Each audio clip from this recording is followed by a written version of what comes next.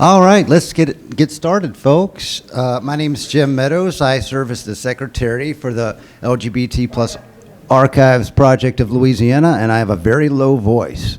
So when you can't hear me, just give me a nudge. I'm going to introduce our panel. I'm very excited about this discussion. To my right, we have Leon Miller. Leon is the curator of the Louisiana Research Collection at Tulane University Special Collections.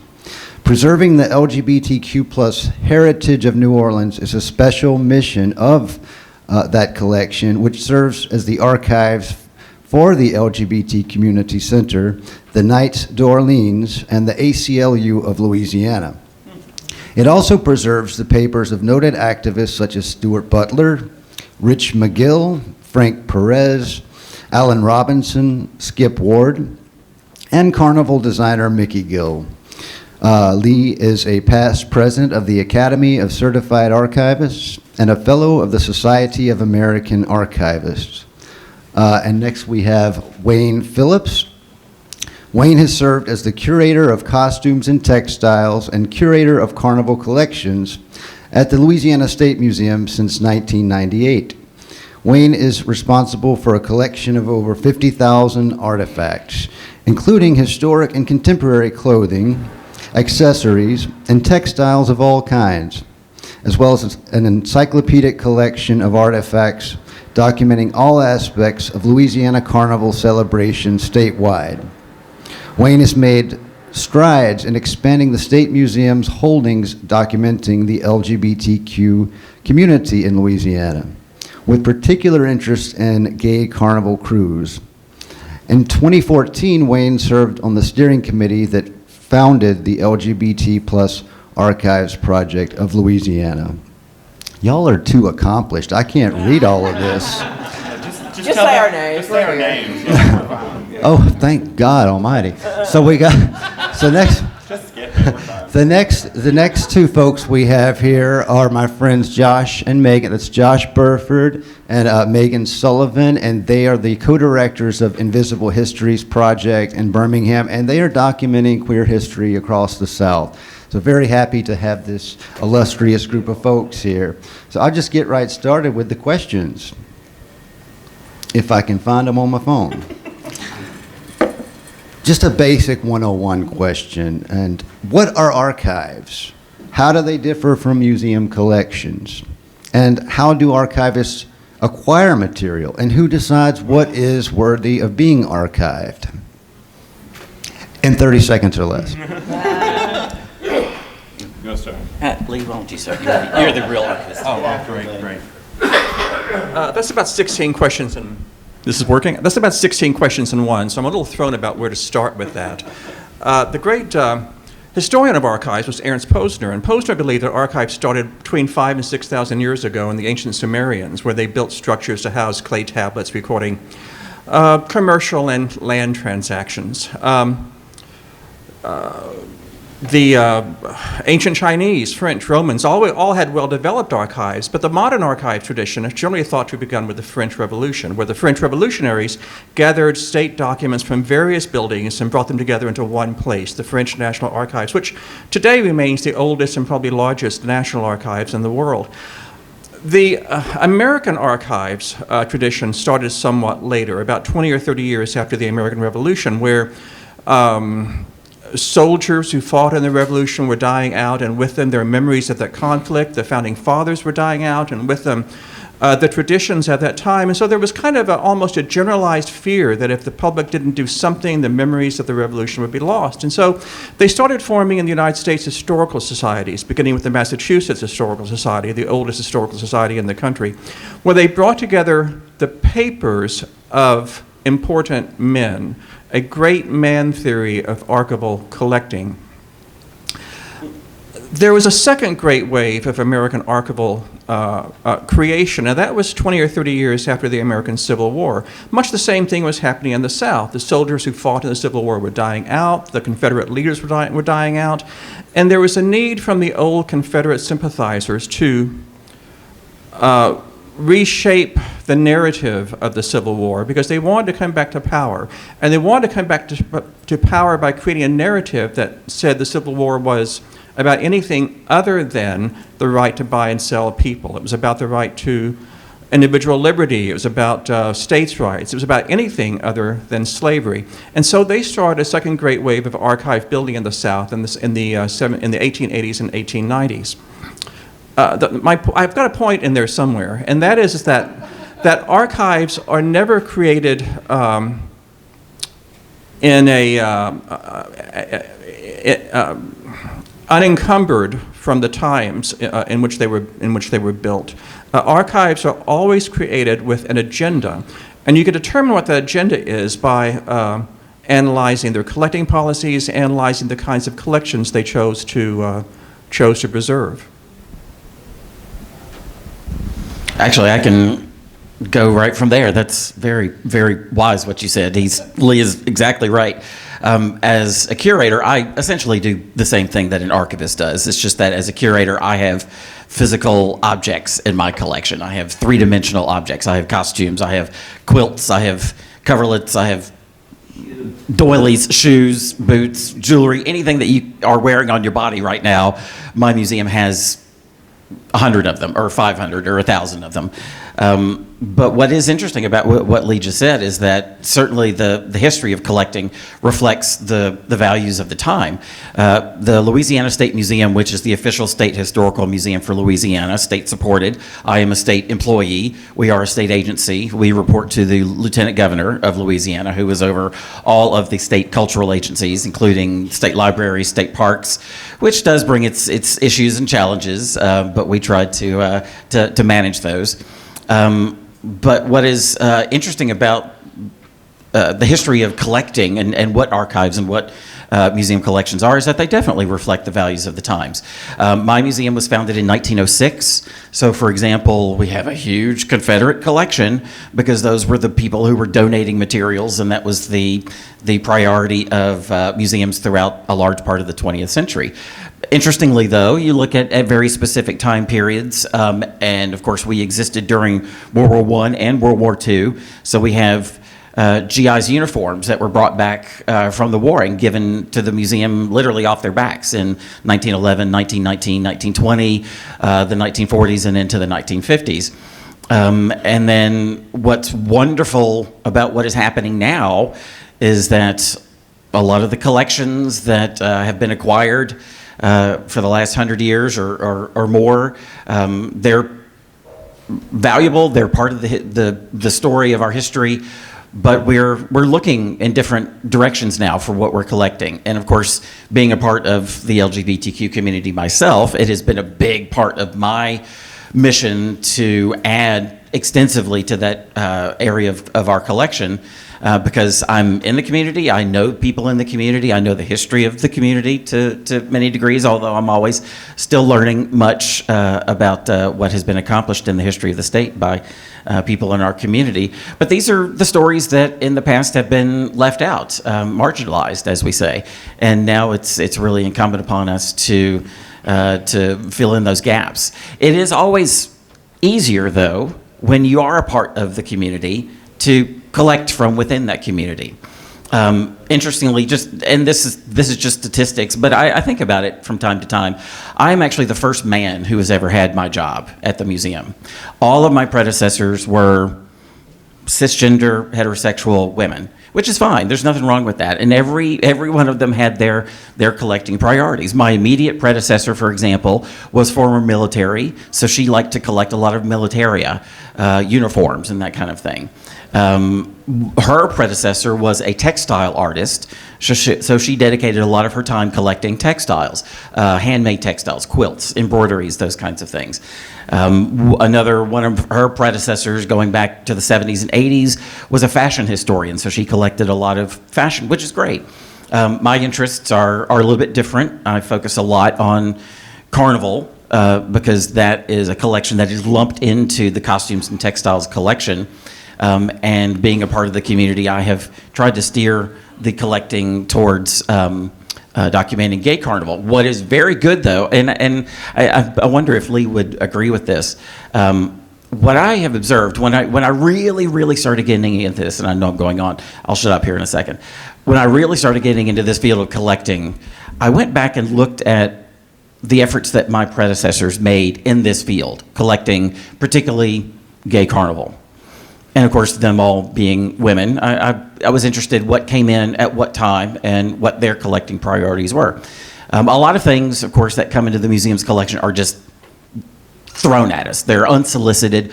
I get emails and phone calls constantly about, people who have things that they want to donate to the museum. I say no to a lot. Actually, I probably say no more than I say yes. But of course, we also have the liberty as curators and archivists to go out and solicit materials.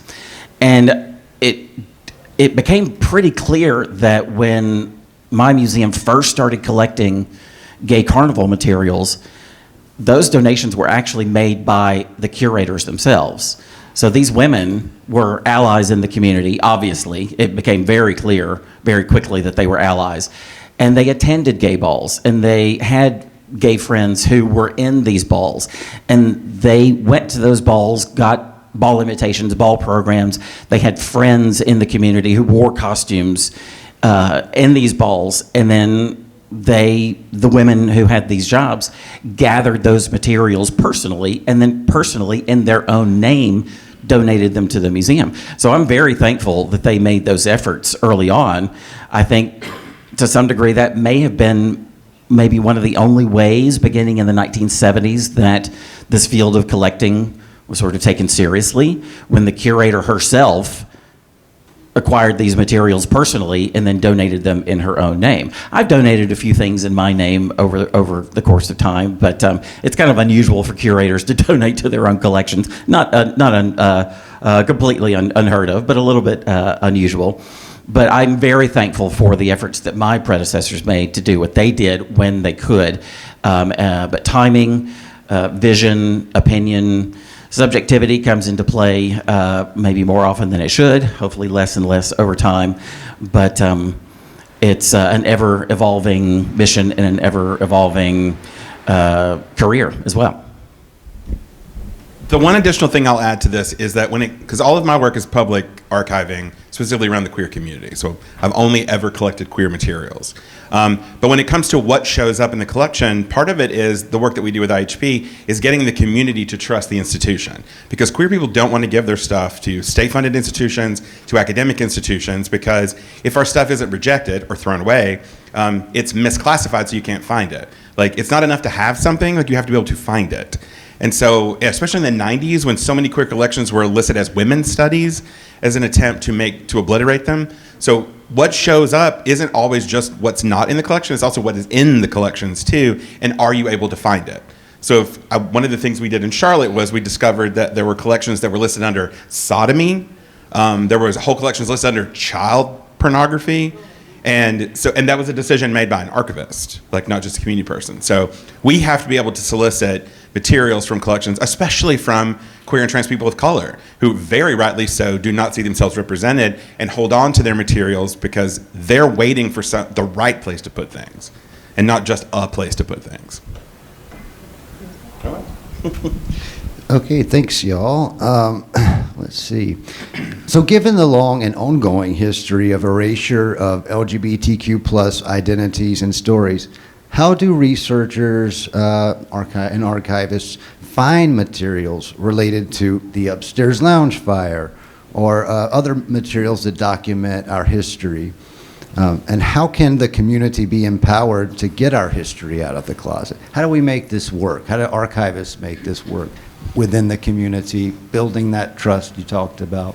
It does take a lot of work. I mean, I would say that like 70% of my work is sitting with the donor, making certain that they are as comfortable as possible. Because everyone always says the same thing. Oh, well, I wasn't important. Like, I was just there. I have a thing, right? Because we have this obsession with like people of name, right? They're like celebrity collections. When in reality, most collections are built by individual people. And we say in the project that it's like, we know that all the pieces are there, we're trying to put together, but most of them are face down. And so we're still trying to turn things over to get the full picture. So we can build a collection from 12 people around an event like, the Upstairs Lounge or something that happens in one of our states, but in multiple places. And so going in and digging, convincing people, like seriously, if we had $1 for every time someone said, oh, I don't have anything, and then turns out they do, we'd have $1 billion, because there is so much stuff. Right now, Georgia, we collect in Alabama, Mississippi, Georgia, and the Florida Panhandle. And so we are hemorrhaging collections in Georgia that are not Atlanta. They're everywhere, sitting on shelves, waiting in attics and basements, etc.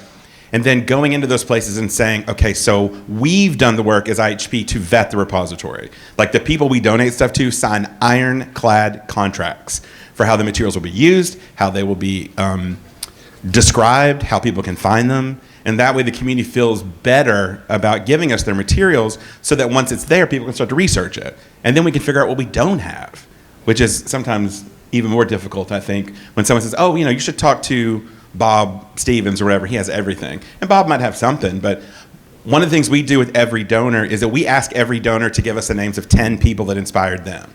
So one collection is 11 collections every single time. And then those collections, and it's generative. And so that we can go out and do the work. Because it's not that there's not history, it's just that maybe potentially no one's ever asked them for their notebooks and their photos.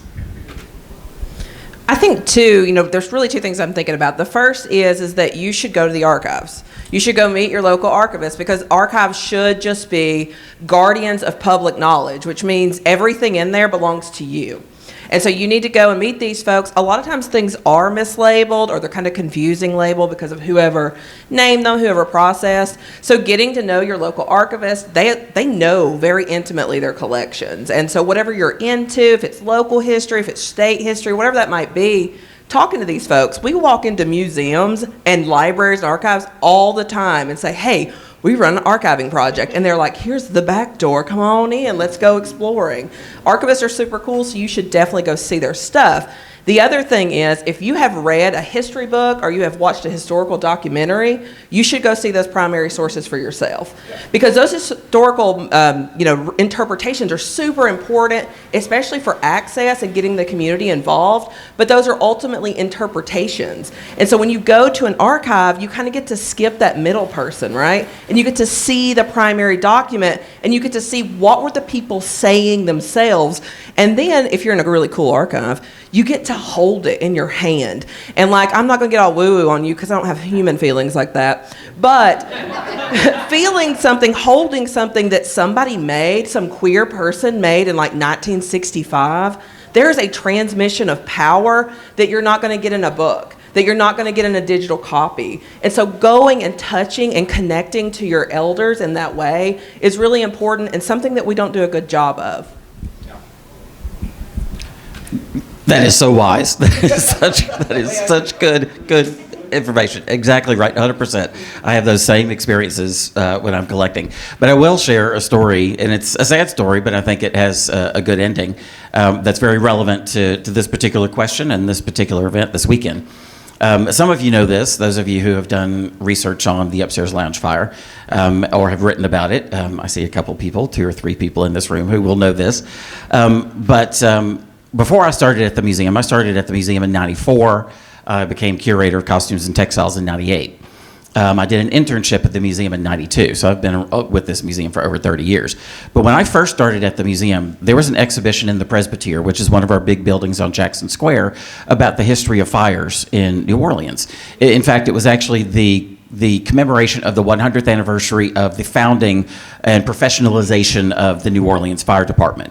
Because before 1891, it had been exclusively a volunteer fire department. So in 1891, the city kind of took over all the volunteer fire departments across the city and professionalized the career. So the exhibition included not only a history of the fire department itself, there were fire department uniforms, there was firefighting equipment from the 19th century, really interesting exhibition that was still up when I first walked in the front door of the museum in 92. But it also, of course, covered the history of fire in New Orleans. And, the momentous events that historians always go right to is 1788, 1794, the 2 big fires that destroyed most of the city at the time. Some other fires kind of throughout the 19th century that historians know a little bit more about. and then all the way up to, of course, the famous Ralt Center fire that happened in November of '72, right before, just a few months before the upstairs lounge fire. But not included in the exhibition was anything about the upstairs lounge. And knowing the woman who curated that exhibition, her name was Catherine Page. I will out her fully because I loved her and understood what happened that led to the omission of any discussion of the upstairs lounge fire in this fire department and fire history exhibition. She knew nothing about it. There was very, very little on the public record about this fire, and of course we know many reasons why. But this was, less than 20 years. This was 1991. This was less than 20 years after the event itself. So I believe it was actually Rich McGill, someone who many people know very well, who wrote to the museum and said, look, you have omitted the deadliest fire in the city's history. What's going on? You got to do something about this. So the museum director sent that letter on to Catherine, and of course Catherine was horrified that the story was left out. Because I knew, like I said, I know Catherine. I knew her very well. She's retired now, but I knew her as an inclusive, broad-minded woman and curator who would have put this front and center in the exhibition if she had known something about it. Yes, you can make an argument that maybe she should have dug a little bit deeper, but it was just in the early 90s, it was just not something that was familiar. It was not on the public record like all these big historical fires had been. And of course, it was also a recent event. Recent history, of course, often gets diminished in the light of respect and commemoration of older events in the distant past. So Catherine went about very quickly trying to remediate this omission and trying to find artifacts and add something to the existing exhibition, and really couldn't find anything. In the end, it was, I think, a text panel that went on the wall that was added to the exhibition. Again, I think if she had dug a little bit deeper, she would have found something. But even then, when I went many years later to try to research this, the only thing I could find at the time were a few photographs and a few newspaper clippings in the archives of the New Orleans Fire Department, which was in this little fire department museum on Washington Avenue in the Garden District. Many people don't even know that this thing exists, and it was in an upstairs archive room in a file cabinet, and the archivist, who was a retired firefighter, didn't know anything about it, and I kind of made him go through file after file and cabinet after cabinet until we found something to pull out. And then those are some of the materials that we used when we had the 25th anniversary commemoration at the museum back in 1998. But what that points out to is the fact that if these things are not in museum collections, they are often not on the public record. So effort has to continue to be made, and you have to claw and fight your way to find these things, convince people that the things that they have are worthy of being in a museum, because there's something that happens when people think about themselves being in a museum. Oh, I'm not worthy. The things that I did were not noteworthy in history. I was just doing what I wanted to do. I was just living my life. Well, sometimes it takes an outsider like us to tell people, yes, what you did was very important historically, and the things that you have kept and the stories that you have kept and the stories that we want you to share belong in a museum. I also think that for these kinds of subjects, researchers need to explore alternative resources. Often the archival record will simply be weak. And so where do you go when the archival record is weak? One is ephemera. Ephemera is a Greek word meaning things that last longer than a day. And by ephemera, archivists and librarians mean small handouts, small brochures. Someone may hand you as you're walking down Bourbon Street, you look at it and throw it away in the next trash can. But that kind of ephemera can be immensely valuable for researchers. When I first came here, I sent letters to all of the gay bars in town, gay motorcycle clubs, any kind of gay organization I could think of, saying, we want to preserve your records, we want to preserve the history of your organization. I got no response whatsoever, except from a new manager at the Phoenix. And he called me and said, look, I haven't been here that long. I opened this safe, I opened this drawer, and I found all kinds of wonderful flyers from the Phoenix going back 40 years. And I was thrilled because flyers from a major nationally known leather bar going back that long would have been invaluable for researchers. And he said, yes, they were absolutely wonderful. I put them up on the walls. The guys all just loved them. And then after 3 or 4 months, I took them down and threw them away.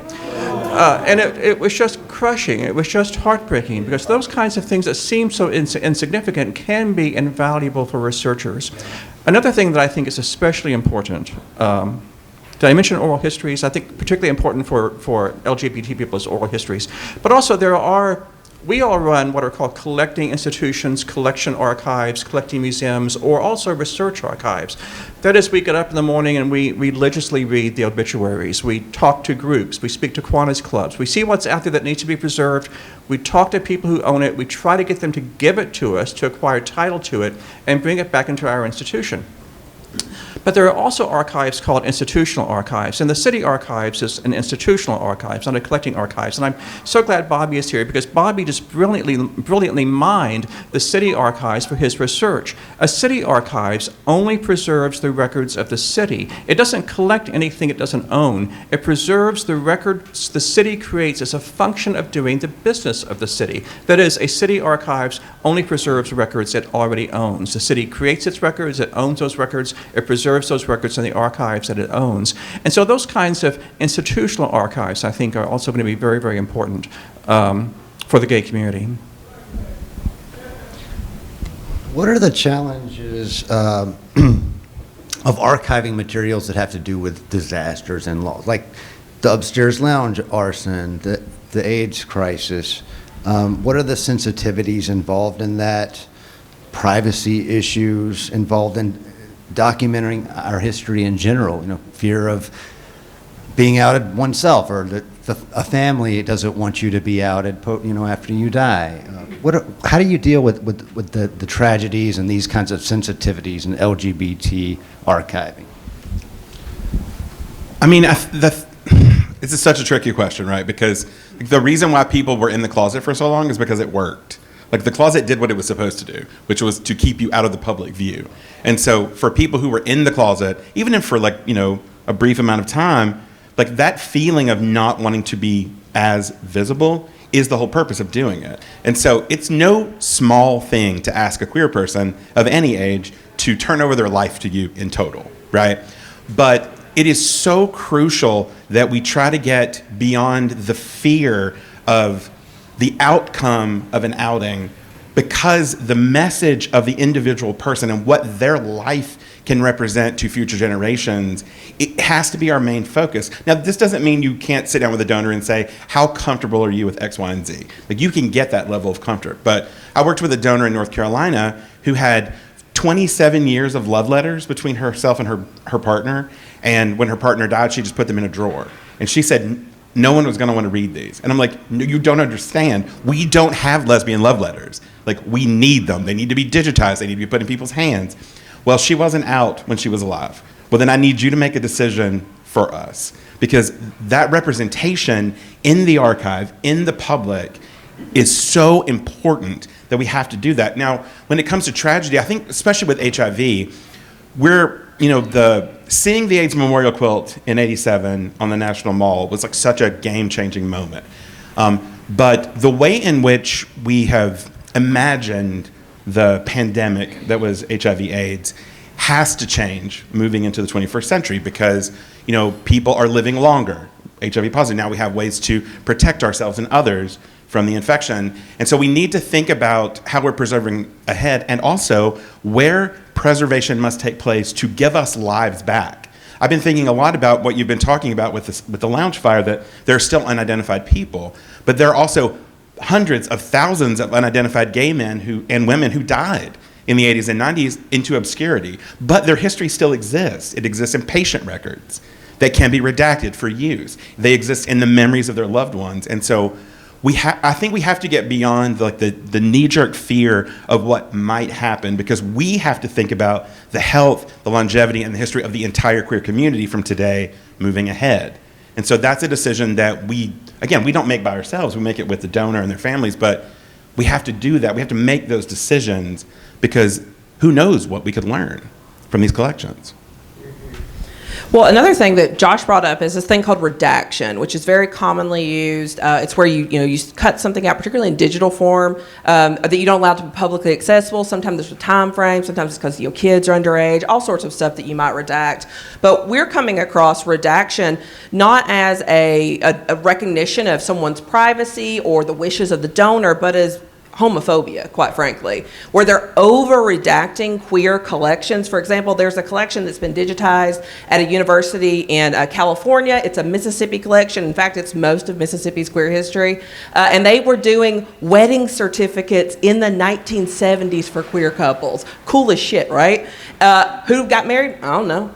Who married them? I don't know. Every bit of it is redacted. Every bit of it. There are public newspaper clippings in there with people who volunteer to do interviews. Their faces are blurred.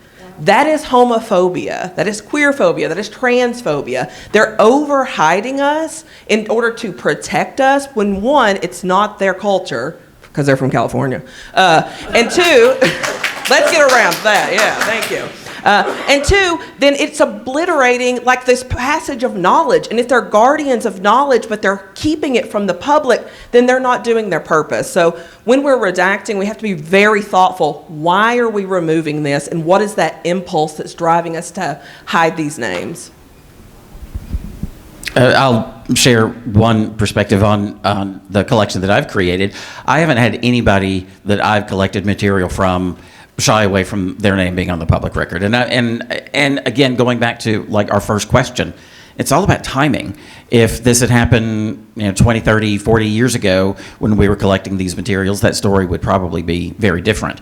I know that when some of you may know this amazing book called Unveiling the Muse, which was published in 2017, the complete history of gay carnival in New Orleans, written by my friend Howard Smith, who is actually at University of Southern California, but he's from Mississippi, lived here in New Orleans.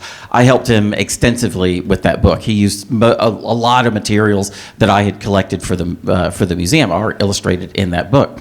And one of the things that I nudged him into doing, because it was all about gay carnival, I wanted him to put a complete list of royalty and captains of all of the ball crews that were on record. And if they weren't on record, then we wanted to go out and find them. So that was one thing I nudged him into doing.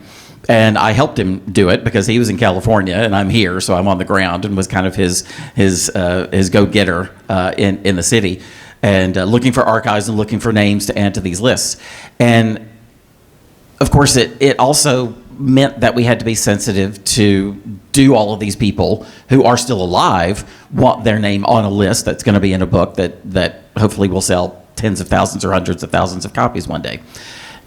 In all of the history of all of the crews that Howard documented, there was only one person now in here in the late 2000 teens when the book was coming out, there was only one person out of hundreds and hundreds of names who did not want her name in the book. And she was a member of the crew of Ishtar, which is the only lesbian crew that ever existed. It only existed for 6 years in the early 1980s. And she was an active teacher in a local school. As it turns out, many of the women who belonged to the crew of Ishtar had been. They were teachers, which of course at that time meant during their membership in this crew, they had to fly under the radar. But she was still an active teacher. And she did not want her name as a former king or queen. I can't remember which one she was. But it was her friends that she still had who had been in the crew who were basically like, come on, just do it. Just do it. You want your name on the record. Yes, this is going to be out there, and think about it, the sensitivities that you need to consider in your own life and your own career. But in the end, she was convinced. And I was told that when the book came out and she saw her name, she was immensely proud of being on the public record. So yeah, you do have to massage people a little bit. You do have to approach these acquisitions and the relationships with donors with great respect. But in terms of, I'll share one little thing about sort of the challenges of documenting a disaster or a tragedy. They have to be on the public record. The lives of those who were lost and the lives of those who are still being affected need to be on the public record in a respectful way. And the only thing I'll say about that is that I think the understanding of how to document a tragedy took a dramatic turn with the 9/11 Museum in New York City. If you have not been to the 9/11 Museum, make a point of going at some point in your life. It changed my life. It changed my outlook on documenting history. How? They did it beautifully. And I'll tell you one thing that really, really spoke to me about how they did it, because of course they had years and years to consider how to do it, if you haven't been. One of the things that they did, certainly the emotions going into documenting and exhibiting an event like that were extremely strong, extremely powerful, and extremely personal to a lot of people. One thing that they did in the exhibition, and also they had to be very aware of the fact that the museum was actually on the site. So it's not just a museum, it's a memorial. So in fact, there's a whole section of the museum at the very, very bottom, subterranean level of the museum that is only accessible to family members of those who perished. The one thing that they did that I thought was so brilliant and so respectful is that all throughout the exhibit, or the museum, the museum actually goes down. It goes down underground. And all throughout the exhibit are exits that you can take if the exhibitions become overpowering for you.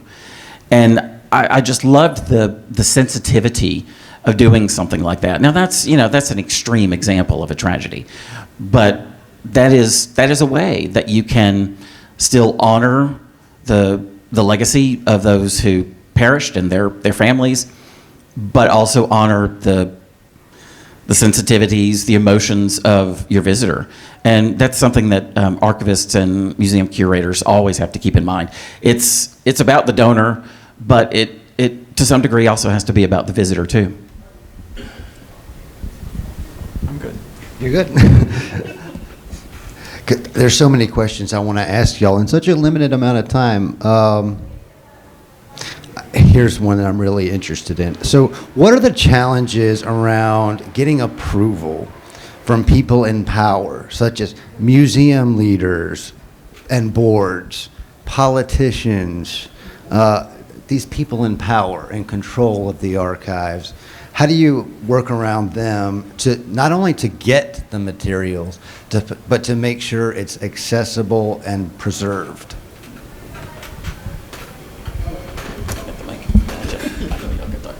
Well, last Thursday, I had what all young girls dream of. I was doxxed by an alt-right newspaper, so that was fun. I think I've done something in my life. And basically, I was invited to the Alabama Department of Archives and History to do a talk. It had been planned for over a year. It had been advertised for about as long. But they, got their panties in a twist about it at the last minute, and apparently have a lot of access to politicians, elected officials in Alabama. Who'd have thunk it, right? And so the politicians, the state representatives, start making formal complaints to the archives. Well, the archives, we're very grateful for them. They're like, screw y'all, we're going to do this. We're a bastion of knowledge. They pay taxes. They keep saying, we pay taxes. Don't have this smut in our building. I'm like, girl, I'll pay taxes too.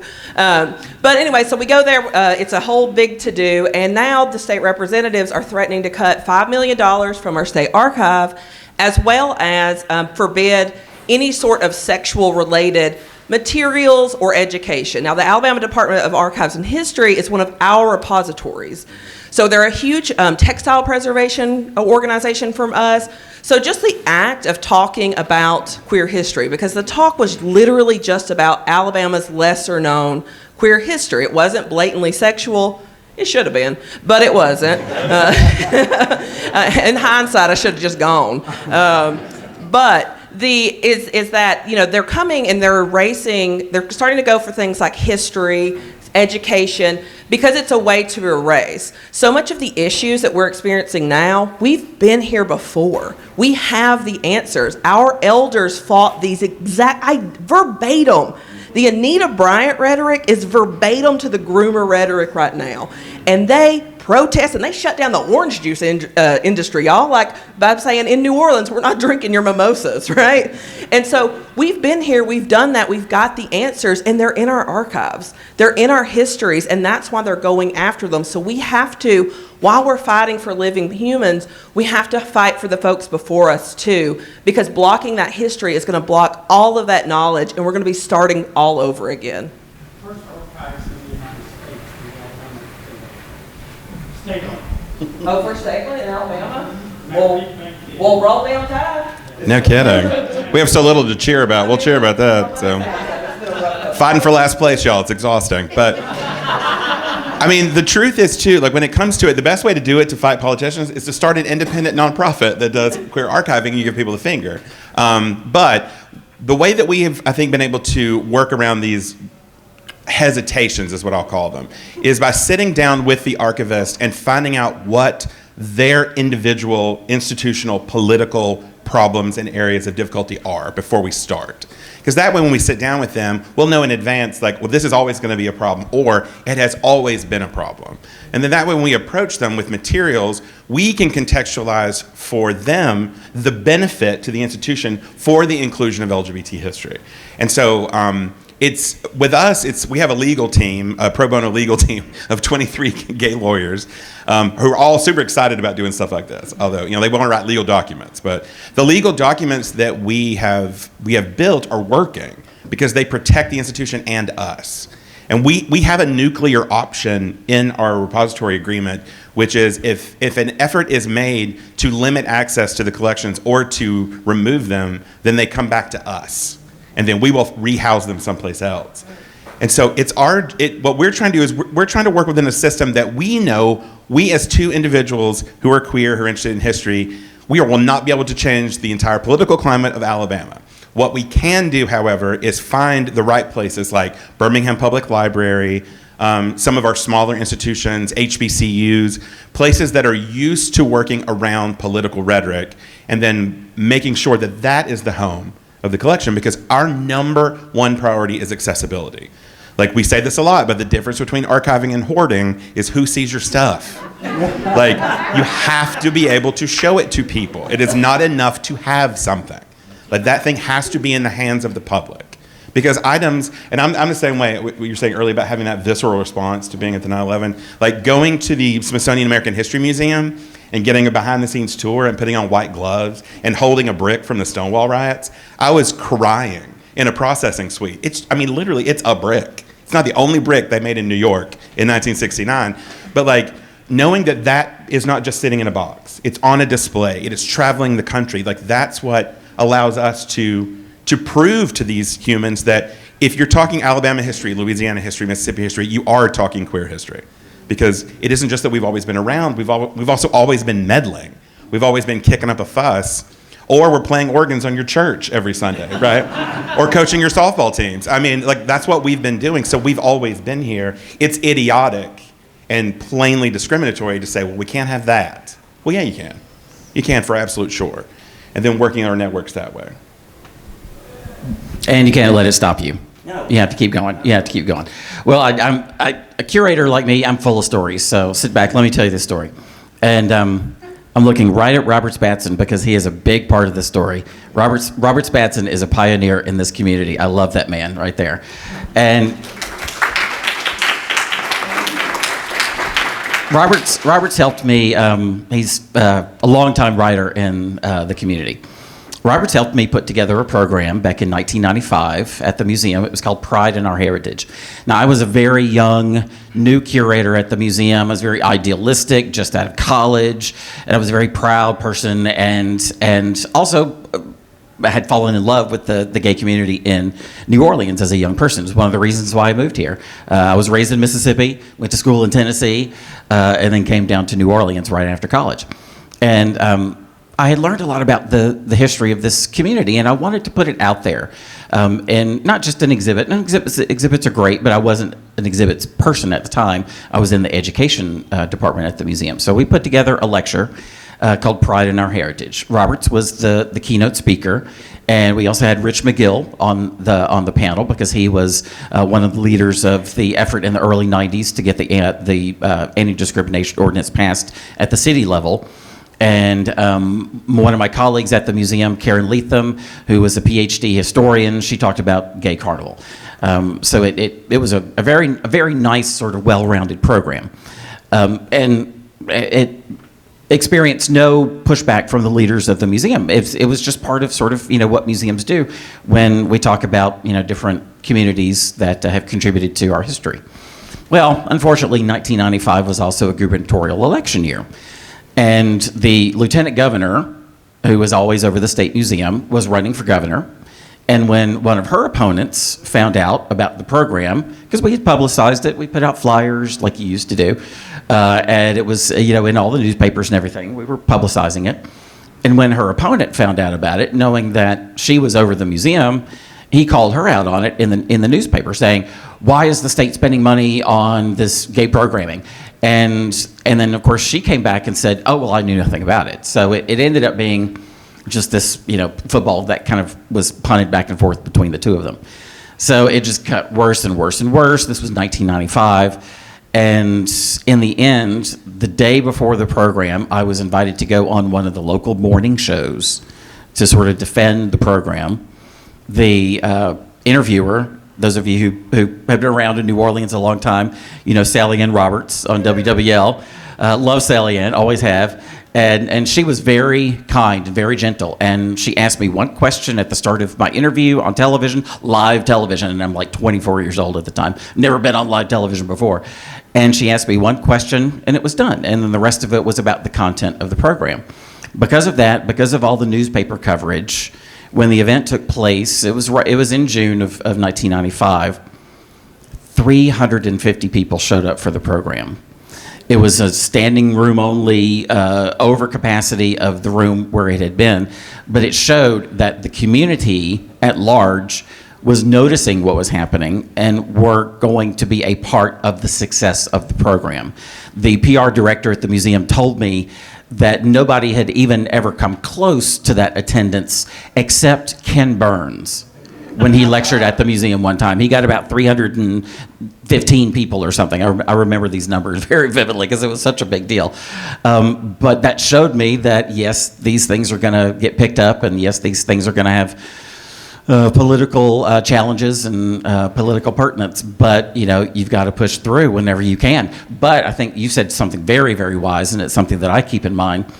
If there is something that is offered to me that for whatever reason I don't think is going to make it through, I will find another institution that will take it, that will not maybe have the same challenges I do. I'm very, very lucky as a curator in a New Orleans institution. I've had almost no pushback to anything. If it's pushback, the pushback that I've ever had has been quantity as opposed to content, because I'll bring in collections of like 1,000 pieces of paper or 500 slides or 900 slides all at one time, and I may have a little bit of pushback about the quantity, but not the quality. But if I think I'm going to have a problem, or if there's a little controversy that brews about something I'm trying to bring in, I will find another institution to take it, because it's not about me, it's about the accessibility and the preservation of the material. I think they've said it all. I don't have much to add to that because I work at Tulane. I'm very fortunate to work at Tulane University. 30% of the incoming class are students of color. 13% of the incoming class identifies LGBTQ+. And so at Tulane, we get a great deal of support for collecting LGBT materials, and they're proud of that. They publicize that. So I'm not one to talk about problems or concerns or pressure from above, but I do want to mention your wonderful turnout for the program you gave, because we've allowed a minority of a minority of a minority to intimidate us and control the narrative. And so how do you fight back about that, fight back with that kind of thing? A friend of mine spoke before the St. Tammany School Board last week, and he stood up and said, "I'm an 86-year-old man." David, are you here, David Campbell? And he said, "This is the first time I've ever said in public that I'm gay." Before a packed room, speaking of the Tammany School Board, he said 60 to 70% of the people there stood up and cheered for him. We think there's this massive group of people out there turning the people into the Sudetenland. But it's not. It's this small group of people that we've got to somehow figure out how to fight. We've got to intimidate them just as much as they intimidate us.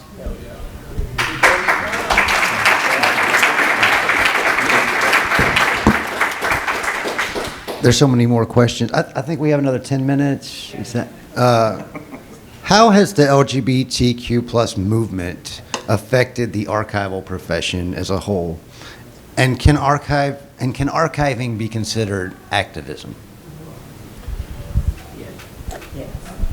I mean, yes, just a full stop yes. We say in the project that archiving is resistance. It is an act of political and social resistance to the idea that we don't exist. And so you cannot wipe us away if we have the material history to prove that we didn't. And so, yes, it is a political process because we have been politicized, right? Like the act of being queer and being alive and unashamed is a political act, even though potentially it shouldn't be. Like holding the hand of your lover walking in public is a political act, depending on where you live. And so we have become politicized as a community, and our archives are political too. Plus, let me just say, I graduated from my library program in 2006. There were 35 of us, and more than 2/3 of that class were queer people. So it is a profession that draws in those of us who want to spend our lives getting more information into the world. And we, as IHB, have tried to provide opportunities for future archivists to come in and learn about the process and the fact that every single time we collect and we put things in a box and put it into a museum, do an interview for a magazine, we are putting that notion that we won't go quietly back into the world, which is who we have been always, I think, as a community, and this is just one more way that we can do that. Well, one of the things is it's inherently an act of activism, right? We're saving marginalized history, and anytime you're telling marginalized stories, you're resisting mainstream narratives, you're fighting power structures, right? So automatically activism. But in a really practical way, it is such a great generational builder. Those of us who are millennials or Gen X, we have done a horrible job of being bridge builders intergenerationally. And so what history allows us to do is show practical steps to why language changed, why people feel the way they do, why they feel reactionary, why they feel, uncomfortable in certain spaces that you can't just do through talking, right? And so we need to be using these items, this history, in order to build those bridges. And y'all young folks love old things. Of course, they're going to pick up something from 1998 and be like, oh my God, this is the oldest magazine I've ever, and you have to kick them out immediately. I mean, you just have to kick them out. But that is a really good tool for us to bring together our elders and our youth in a way that is not pathologizing of our youth and is not dismissing of our elders, which we are constantly doing in our outreach efforts. So we can do a much better job by looking at our histories. And I'll build on that topic. Is this one? I'm just loud. Yeah, I'll just be loud. Is there a better one? Okay. Okay, this is better. Much better. This one died. Yeah, that one died. Talking about elder respect and collecting. I've noticed in the last few years, again, it all goes back again and again for me to timing. So when I look at the history of Gay Carnival as we kind of celebrate it now began in the 1950s. The pioneers were really around in the 1960s and into the 1970s. And timing-wise, if these folks are still alive, they're very elderly. So I have noticed that I have needed at some points to jump in and talk to people, go visit people before we lose them. And when we lose them, we lose their stories, we lose their memories, we lose their memorabilia. So timing is particularly sensitive when you're trying to document something that particularly, I think, really kind of came to a head during the civil rights era, 50s, 60s, 70s, when a lot of momentous things were happening in our community. Stonewall, or going back to the 1950s and riots and into the 1970s and all that. These are the folks who were around, who were making history at that time as young people. If they're still around today, they won't be around much longer. We just know that. That's just the very honest truth. So it's key to get to them.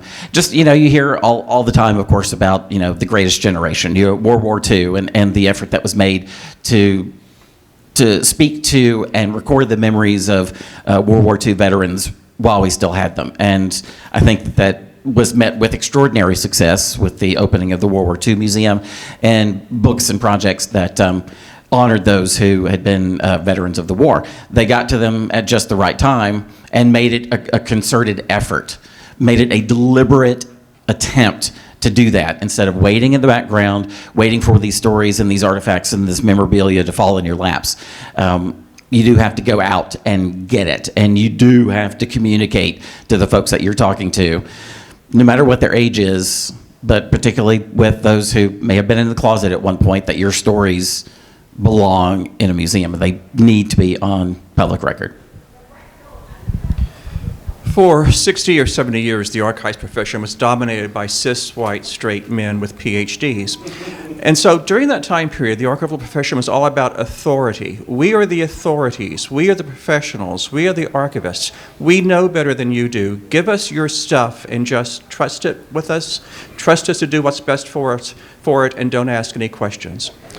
The big thing they hid behind was the idea that archives are impartial and that archives are apolitical. But archives are never impartial, and archives are never apolitical, and you can determine the politics of an archives by what they acquire and by what their collecting policies are.